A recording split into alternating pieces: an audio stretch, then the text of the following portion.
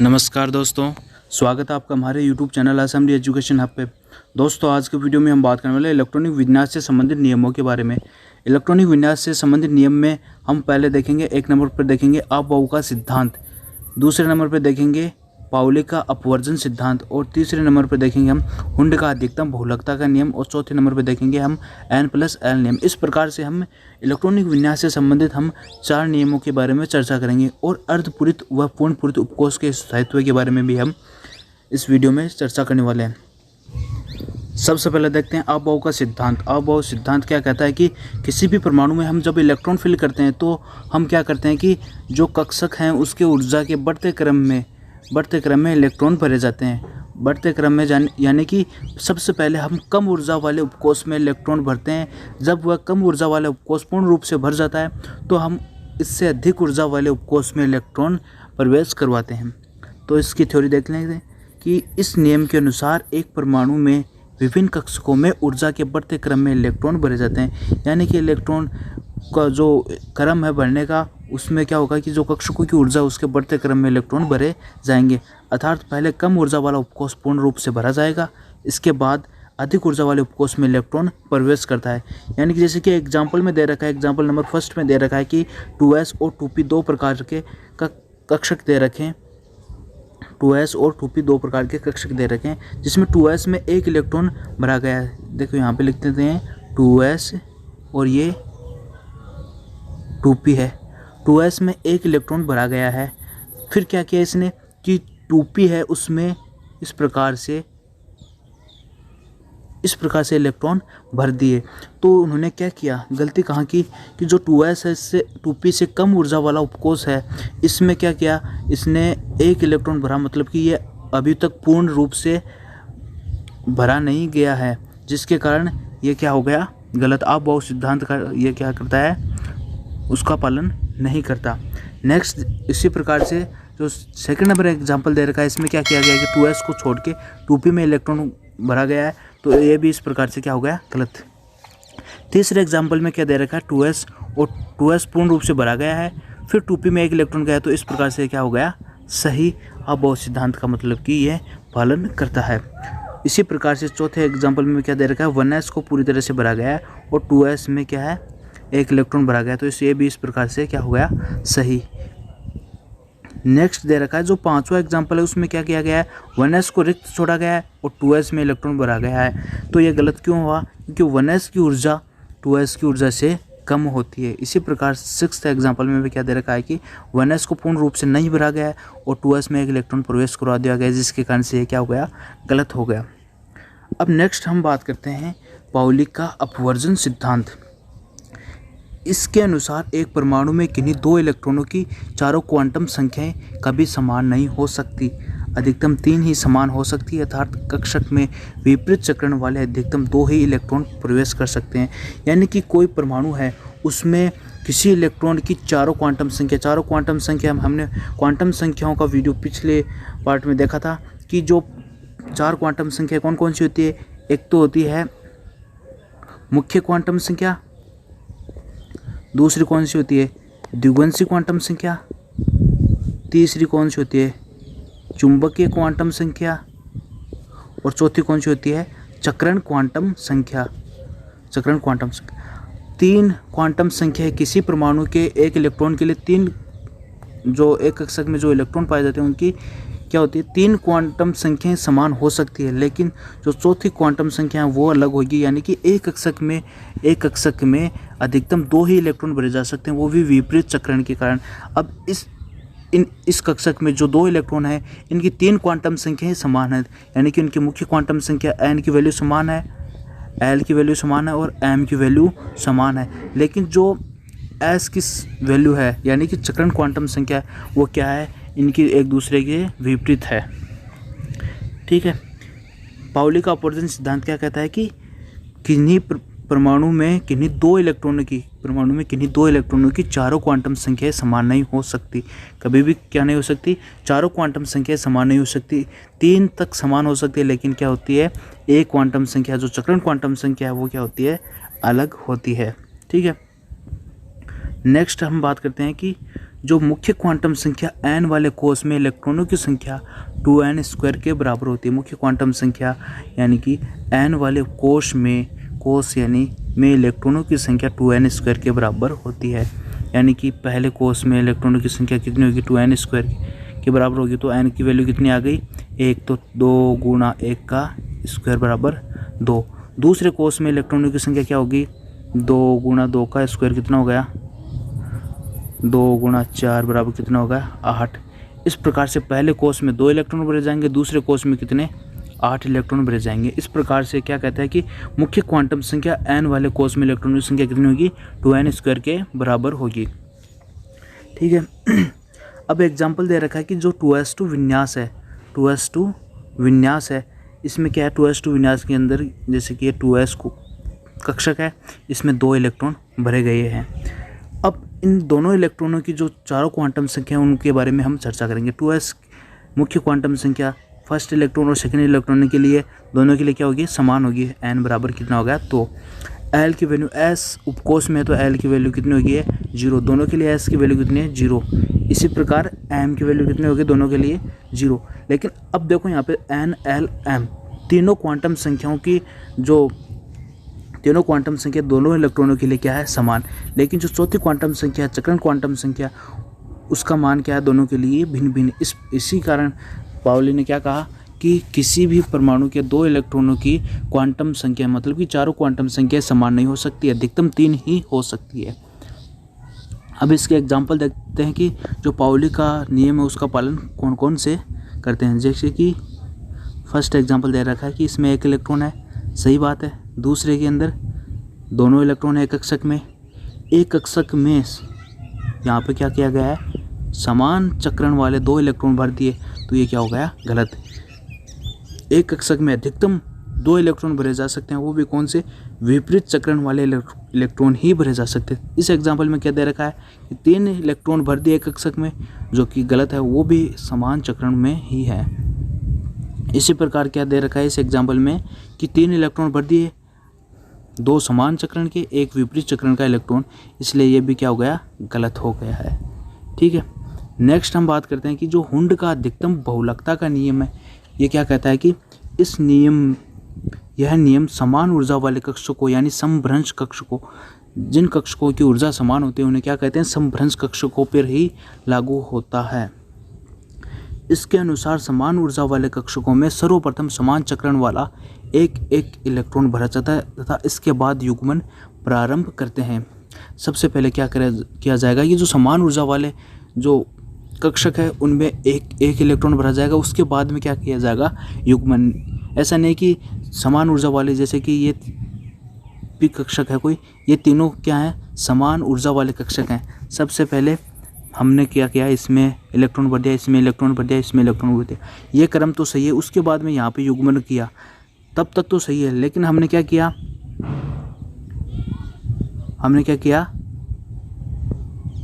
यहाँ पे पहले एक इलेक्ट्रॉन भरा, उसके बाद में यहीं पे युग्मन स्टार्ट कर दिया, इसमें इलेक्ट्रॉन भरा, इसमें युग्मन स्टार्ट कर दिया, इसमें इलेक्ट्रॉन भरा। इस प्रकार से ये क्या हो जाएगा, गलत हो जाएगा। यानी कि यहाँ तक भी देखो कि यहाँ इस कोष को खाली, इस कक्षक को खाली छोड़ दिया, अब ये क्या हो गया, गलत हो गया। क्यों, इस नियम में क्या कहता है कि जो समान ऊर्जा वाले कक्षक हैं उनमें सबसे पहले एक इलेक्ट्रॉन भरा जाएगा, उसके बाद में ही क्या होगा, युग्मन। जैसे कि एग्जाम्पल दे रखे हैं कि ये दे रखा है एग्जाम्पल, सबसे पहले इसमें 3 कक्षक हैं समान ऊर्जा वाले, 2 इलेक्ट्रॉन भरे हुए हैं, एक खाली है, तो ये क्या हुआ, सही। हमारे पास अधिकतम 2 इलेक्ट्रॉन थे, 2 इलेक्ट्रॉन भर दिए, तो ये क्या हो गया, सही।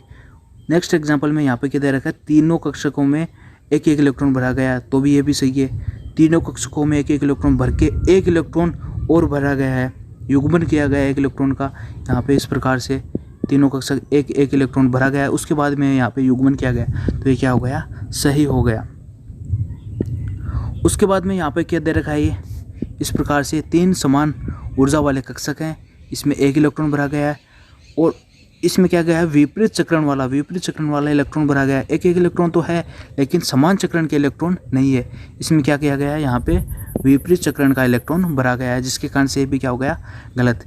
उसी प्रकार नेक्स्ट एग्जाम्पल में क्या दे रखा है, इस प्रकार से ये क्या दे रखा है कि 3 समान कक्षक हैं ऊर्जा वाले और इसमें एक इलेक्ट्रॉन भर दिया, यहाँ पे युग्मन कर दिया, फिर एक इलेक्ट्रॉन भर दिया, फिर नेक्स्ट जो आगे वाला है ये क्या है, खाली छोड़ दिया। तो ये भी क्या हो गया, गलत। इसमें भी क्या होना चाहिए था कि समान ऊर्जा वाले कक्षों में तीनों में पहले एक एक इलेक्ट्रॉन आना चाहिए था, उसके बाद में युग्मन होना चाहिए था। इसी प्रकार ये आगे नेक्स्ट एग्जाम्पल दे रखे हैं। ठीक है, यहाँ पे ये देखो, ये गलत नहीं, ये सही है। यहाँ पे देखना, यहाँ पे ये गलत कब होता, जब इस प्रकार से होता है। ये यहाँ पे समान चक्रण वाले इलेक्ट्रॉनों को भरा गया, फिर विपरीत चक्रण वाले इलेक्ट्रॉनों को भरा गया, और यहाँ पे इस प्रकार से समान चक्रण वाला इलेक्ट्रॉन भरा जाएगा, तब ये क्या हो जाएगा, गलत हो जाएगा। ठीक है, नेक्स्ट बात करते हैं हम N+L नियम के बारे में। यह नियम विभिन्न उपकोषों की ऊर्जा का क्रम बताता है। विभिन्न उपकोषों की ऊर्जा का क्रम, हम ऊर्जा का अनुमान जैसे कि हुंड ने जो अबॉव सिद्धांत, उन्होंने क्या कहा कि सबसे पहले कम ऊर्जा वाले उपकोष में इलेक्ट्रॉन भरा जाता है, उसके बाद में अधिक ऊर्जा वाले उपकोष में इलेक्ट्रॉन भरा जाता है। लेकिन हमें ऊर्जा का नॉलेज किस नियम से होगा, N+L नियम से हमें ऊर्जा का नॉलेज होगा कि किस प्रकार से हम ऊर्जा का क्रम होता है कि किस में पहले इलेक्ट्रॉन भरा जाएगा और किस में बाद में। तो यह नियम क्या बताता है कि उपकोषों की ऊर्जा का क्रम बताता है। ऊर्जा समानुपाती होती है। इस नियम के अनुसार ऊर्जा समानुपाती होती है N+L नियम, N+L का मान, N+L की वैल्यू का जो N और L की वैल्यू है उसके योग के समानुपाती होती है। यानी कि मुख्य क्वांटम संख्या और द्विगुणित क्वांटम संख्या के योग के समानुपाती क्या होती है, उसकी ऊर्जा होती है। उपकोषों की ऊर्जा क्या होती है, N+L के समानुपाती। अगर N+L का किन्हीं दो उपकोषों के लिए N+L का मान समान आ जाए तो उसके लिए ऊर्जा क्या होगी, ऊर्जा समानुपाती होगी N के। जिसके लिए N की वैल्यू ज़्यादा होगी उसके लिए उस उपकोष के लिए ऊर्जा का मान क्या होगा, ज़्यादा होगा। ठीक है, नेक्स्ट हम बात करते हैं अब, यहाँ पे दे रखा है जी, यदि N+L समान हो, यदि N+L समान हो तो ऊर्जा समानुपाती किसकी हो गई, N के। इलेक्ट्रॉन भरते समय पहले इलेक्ट्रॉन उस उपकोष में भरा जाता है जिसके लिए N+L का मान कम हो, N+L का मान कम हो। यानी कि ऊर्जा समानुपाती दे रखा था N+L। अबॉव सिद्धांत में क्या कहा था कि इलेक्ट्रॉन सबसे पहले उसमें भरा जाएगा जिसमें ऊर्जा कम होने के लिए N+L का मान भी क्या होना चाहिए, कम होना चाहिए। उसके बाद में अधिक ऊर्जा वाले उपकोष में भरा जाएगा जिसके लिए N+L की वैल्यू उससे कुछ ज़्यादा होगी तो उसमें इलेक्ट्रॉन भरा जाएगा। यदि किन्हीं दो उपकोषों के लिए N+L का मान समान हो तो इलेक्ट्रॉन उस उपकोष में प्रवेश करता है जिसके लिए N का मान कम हो। ठीक है, अब एग्जांपल से देखते हैं कि 1s और 2s में इलेक्ट्रॉन पहले किस में भरा जाएगा। 1s के लिए N का मान कितना है, N+L का मान, N का मान 1 और L का मान कितना है, S के लिए कितना है, 0। 2s के लिए N का मान 2, S के लिए 0। तो यहाँ पे कितना हो गया, 1 हो गया। N+L की वैल्यू यहाँ पर कितनी होगी, 2। तो N+L की वैल्यू किसके लिए कम है, कौन सी कम है, 1 है। तो सबसे पहले 1s में इलेक्ट्रॉन भरा जाएगा।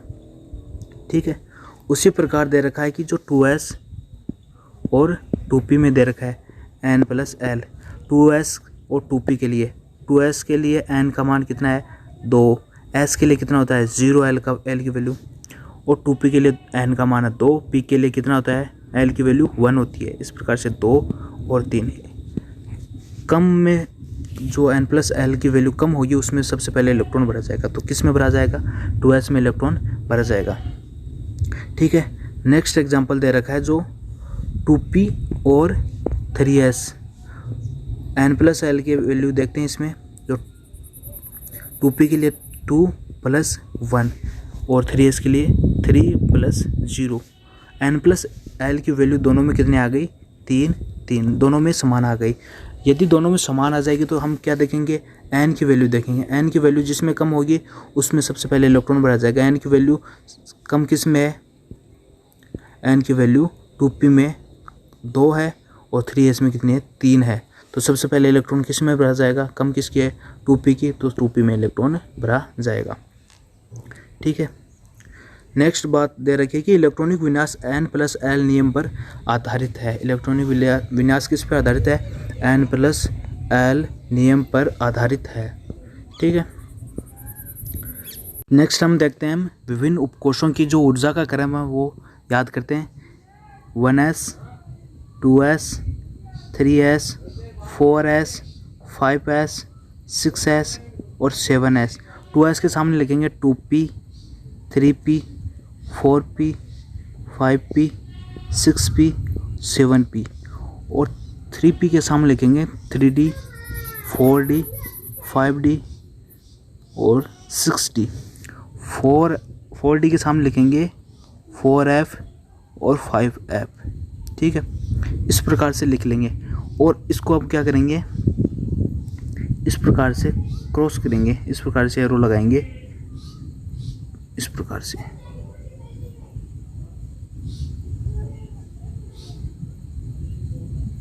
इस प्रकार से एरो लगाएंगे। अब क्या करेंगे, जो यहाँ से 1s है उसके पहले सबसे पहले लिखेंगे 1s के बारे में, फिर इलेक्ट्रॉन जाएगा इस प्रकार से घूम के 2s में, फिर 2s के बाद में जाएगा 2p में, फिर 3s में, फिर किस में जाएगा 3p में, फिर 4s में, फिर 3d, 4p, 5s। 5s के बाद में घूम जाएगा फिर वापस से 4d, 5p और 6s। इसी प्रकार से वापस से घूम जाएगा 4f, 5d, 6p और 7p। इसी प्रकार वापस से घूम जाएगा 5f, 6d और 7p। इस प्रकार से विभिन्न जो उपकोष हैं उनकी ऊर्जा का क्रम हो जाएगा। ठीक है। अब नेक्स्ट बात करेंगे हम अर्धपूरित व पूर्णपूरित उपकोषों का स्थायित्व है। इसके अनुसार अर्धपूरित व पूर्णपूरित विन्यास वाले अपने निकटतम विन्यासों से अधिक स्थायी होते हैं। यानी कि जो अर्धपूरित व पूर्णपूरित विन्यास होते हैं वह अपने जो निकटतम जो इलेक्ट्रॉनिक विन्यास होते हैं उनसे ज़्यादा स्थायी होते हैं, क्योंकि इनमें क्या होता है, अधिक सममिति होती है, उच्च विनिमय ऊर्जा होती है, उच्च स्थायीकरण ऊर्जा के कारण क्या होते हैं, अधिक स्थायी होते हैं। जैसे कि एग्जाम्पल दे रखा है कि P2 जो P2 है और P4 ये P3 से कम स्थायी हैं। यानी कि जैसे कि P3 जो P कक्षक है उसमें 2 इलेक्ट्रॉन है और P में क्या है 3 इलेक्ट्रॉन। तो इनमें से ज़्यादा कौन स्थायी होगा, जिसमें 3 इलेक्ट्रॉन है P3, और P4 से दोनों से क्या होगा, ये ज़्यादा स्थायी होगा क्योंकि इसका P के अंदर 3 कक्षक पाए जाते हैं जिसमें एक एक इलेक्ट्रॉन। ये अर्धपूरित विन्यास के कारण P3 सबसे ज़्यादा स्थायी होगा। P2 से और P4 से ज़्यादा स्थायी कौन सा होगा, P3। ठीक है। इसी प्रकार नेक्स्ट एग्जांपल दे रखा है P5 और P6 में। P5 में कम क्यों हुआ, क्योंकि P में कितने 3 कक्षक हैं, 1 2 3 4 5 और 6। इस प्रकार से पूर्णपूरित विन्यास है P6 का और P5 में क्या है, एक इलेक्ट्रॉन कम है जिसके कारण P6 क्या होगा, अधिक स्थायी।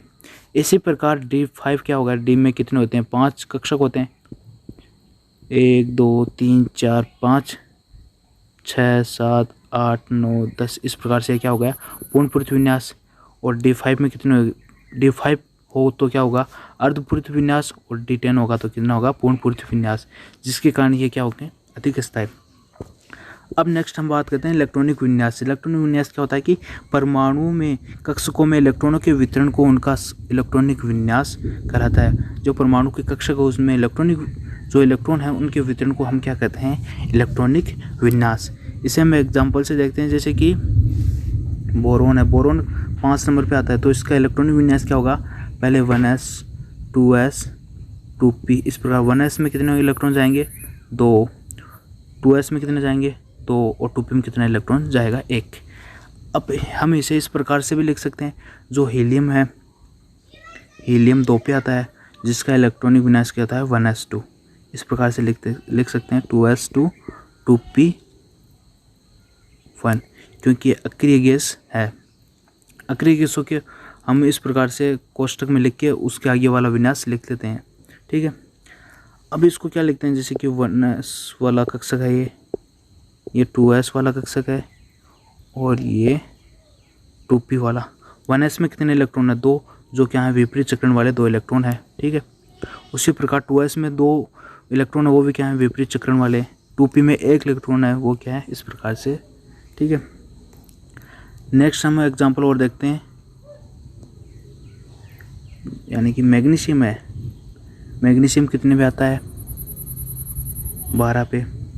इसका क्या आता है, 1s2, 2s2, 2p6, 3s2, कितने हो गए, 10, 2, 12। हम इसे किस प्रकार से करेंगे, 1s, 2s, ये 2p, ये 3s। अब इसमें इलेक्ट्रॉन भरते हैं। 1s में कितने इलेक्ट्रॉन है, 2 इलेक्ट्रॉन है, तो विपरीत चक्रण वाले इलेक्ट्रॉन भर दिए। 2s में कितने, 2 इलेक्ट्रॉन है, तो वो भी 2 विपरीत चक्रण वाले इलेक्ट्रॉन भर दिए। ये 2p है, उसमें कितने इलेक्ट्रॉन है, 6 हैं, तो सबसे पहले हम एक एक इलेक्ट्रॉन भरेंगे, 1, 2, 3 समान चक्रण वाले, फिर इनका युग्मन करेंगे विपरीत चक्रण से, 1, 2, 3, इस प्रकार से। 2p में कितने हो गए, 6 इलेक्ट्रॉन, और 3s में कितने इलेक्ट्रॉन है, 2, तो इससे 2 इलेक्ट्रॉन भर दिए। इस प्रकार से मैग्नीशियम का इलेक्ट्रॉनिक विन्यास हो गया। इसी प्रकार हम किसी भी एलिमेंट का, किसी भी तत्व या किसी परमाणु का इलेक्ट्रॉनिक विन्यास हम लिख सकते हैं। ठीक है दोस्तों, इस प्रकार से आज हमारा एटॉमिक स्ट्रक्चर जो था वो कंप्लीट हुआ। अब नेक्स्ट हम बात करेंगे, जो पीरियोडिक टेबल है उसके बारे में वीडियो डालेंगे, तो हमारे साथ बने रहिए। अगर आपको वीडियो अच्छा लग रहे हैं तो आप इसे लाइक कीजिए और दोस्तों के साथ शेयर कीजिए, और अभी तक आपने हमारे चैनल को सब्सक्राइब नहीं किया तो सब्सक्राइब कीजिए और बेल आइकन को प्रेस कीजिए, ताकि आप हमारे साथ जुड़े रहे इसी प्रकार एजुकेशनल वीडियो के माध्यम से। Thank you so much.